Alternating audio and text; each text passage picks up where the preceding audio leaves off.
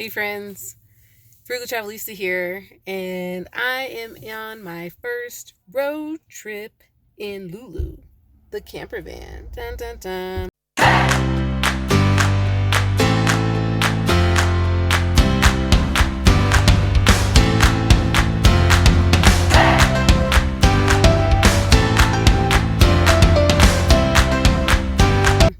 So, if you watched my last video, you know I had to take her to the auto mechanic a few days after I bought her to get tuned up. And I thought she would be totally ready to go. But when I picked her up from the auto mechanic, I learned that my ancillary battery, the one back there underneath the seat, can't see it, is not holding a charge. And so all of the appliances, my refrigerator, the lights up here at the top, and other things that need power in the back, in the house part of the camper, are not working because the battery is dying. And the mechanic says that it might have to do with a electrical short. So that sucks. Even though I was hoping to be like fully operational by my first trip. It's cool. The van still runs. In fact, I've been driving for about 2 hours, and I'm going to the Great National Sand Dunes. Dun, dun, dun. Sand dunes.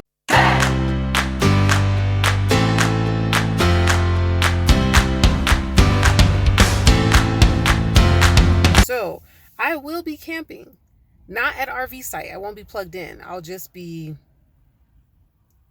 dry camping. I think the language is dry camping. I'm new to this van life stuff, so I don't really quite know what stuff is called. But anyway, I won't be plugged in. And I thought I'd be fine because I have a battery, but we don't even have a battery. So I'll truly be doing this.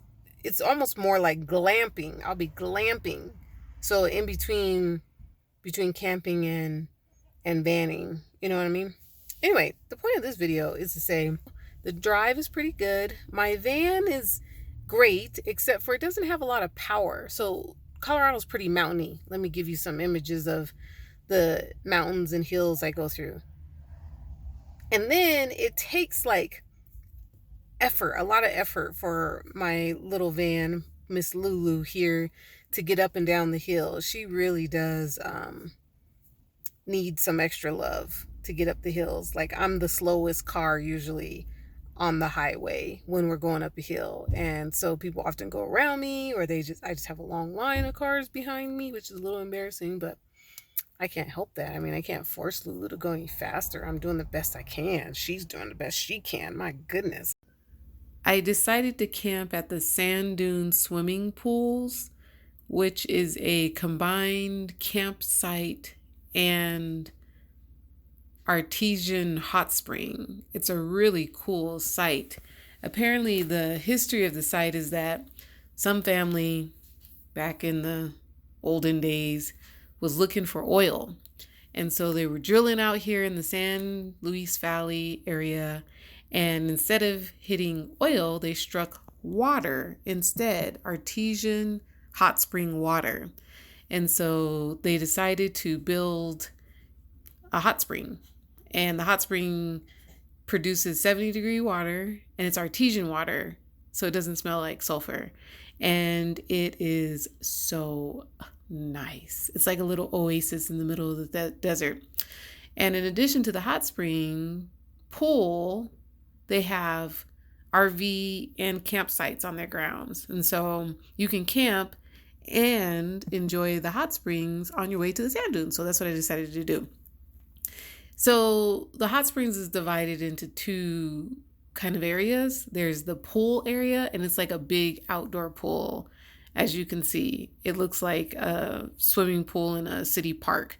I mean, there's families, there's kids, there's diving boards, there's a deep end, and then they've got this little play area where the kids can go down a little water slide, and then there's a little river. Yeah, it's really cool. And they use all the water inside the pool is from the hot springs. And so the temperature of the pool is 70 degrees, which is really cool. And it's outdoors, and families that live in the area come. People have membership passes. Like, you can kind of tell. It's almost like the water world of the San Luis Valley. It's a fun time. And then they have this like adult only section, which you have to go down this long neon lit hall in order to get to. It's kind of a cool concept. You're actually walking through containers and then you're literally inside of a greenhouse, like a huge, ginormous greenhouse with all of this like amazing plant life. I mean, it's really quite beautiful. Like you could just walk around and look at the plants. And this is in the middle of the desert. Like you would not know that you're in the middle of the desert when you're inside the greenhouse. Like it doesn't seem like that at all. It's so nice. It's so nice. And it's relaxing and it's healing. And then they have like 5 or 6 different pools of water and they increase in temperature. I think they have a 98-degree one, 104, which I think is the normal heat of a hot tub.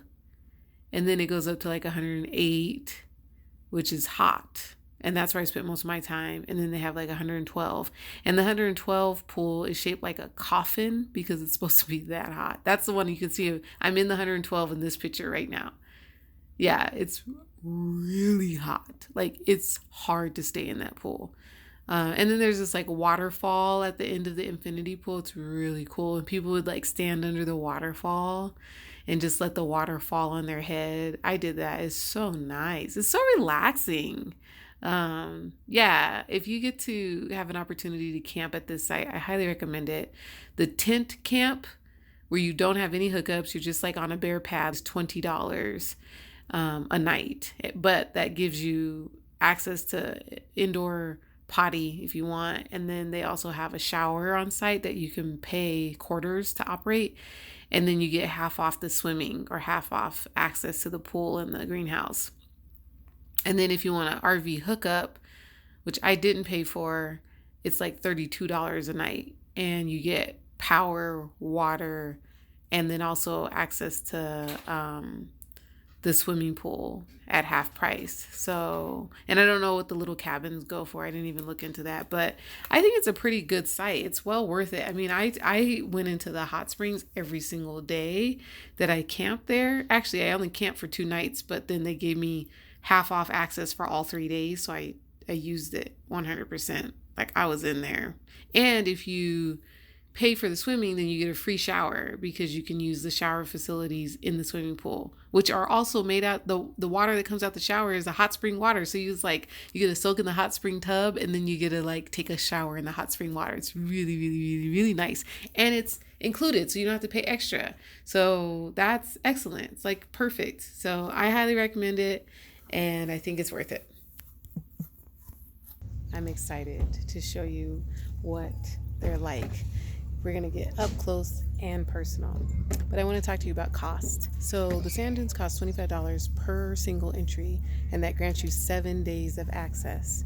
Or you can buy an annual pass, which is $80 for a normal adult. And that pass is annual, and it gets you into like 2,000 parks across the U.S. So if you plan to travel, you can pay for your pass in about 3 visits because a typical pass or a typical admission to a national park is anywhere between $25 and $35. Like Yellowstone, I think, is about $35. So 3 visits, pays for your pass, and then you're smooth sailing after that.